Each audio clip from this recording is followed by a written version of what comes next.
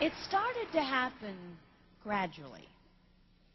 I would walk into a room and say something, and no one would notice. I would say, "Turn the TV down, please," and nothing would happen. So I would get louder. "Turn the TV down, please." Finally, I would have to go over and turn the TV down myself. And then I started to notice it elsewhere. My husband and I had been at a party for about 3 hours, and I was ready to go. I looked over, and he was talking to a friend from work, and I walked over, and he kept right on talking. He didn't even turn toward me. That's when I started to put it together. He can't see me. I'm invisible. I'm invisible. Then I started to notice it more and more. I would walk my son to school, and his teacher would say, "Jake, who's that with you?" And my son would say, "Nobody." Granted, he's just 5, but nobody? One night, a group of us gathered, and we were celebrating the return of a friend from England. Janice had just taken this fabulous trip, and she was going on and on about the hotel she stayed in. And I was sitting there looking around at the other women at the table.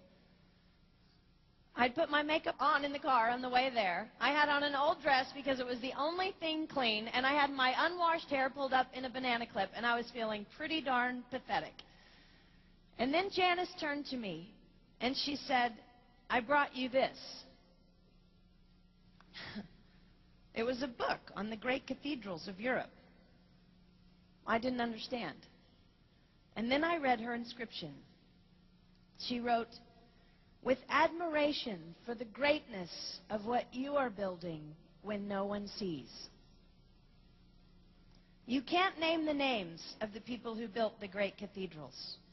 Over and over again, looking at these mammoth works, you scan down to find the names, and it says, "Builder, unknown, unknown, unknown." They completed things not knowing that anyone would notice.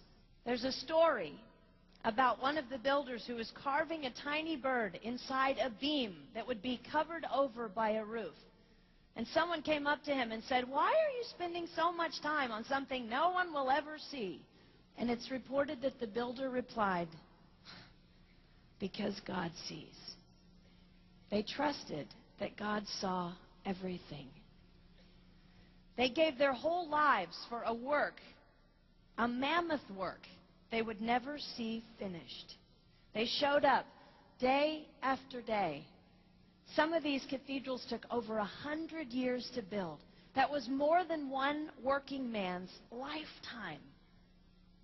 Day after day. And they made personal sacrifices for no credit. Showing up at a job they would never see finished, for a building their name would never be on. One writer even goes so far as to say no great cathedrals will ever be built again because so few people are willing to sacrifice to that degree. I closed the book, and it was as if I heard God say, "I see you. You are not invisible to me. No sacrifice is too small for me to notice. I see every cupcake baked, every sequin sewn on, and I smile over everyone. I see every tear of disappointment when things don't go the way you want them to go. But remember, you are building a great cathedral. It will not be finished in your lifetime, and sadly, you will never get to live there. But if you build it well, I will." At times, my invisibility has felt like an affliction to me. But it is not a disease that is erasing my life. It is the cure for the disease of self-centeredness. It is the antidote to my own pride. It's okay that they don't see.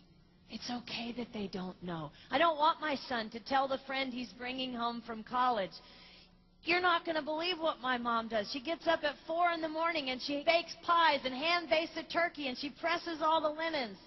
Even if I do all those things, I don't want him to say that. I want him to want to come home. And secondly, I want him to say to his friend, you're going to love it there. It's okay that they don't see. We don't work for them. We work for him. We sacrifice for him. They will never see. Not if we do it right. Not if we do it well. Let's pray that our work will stand as a monument to an even greater God.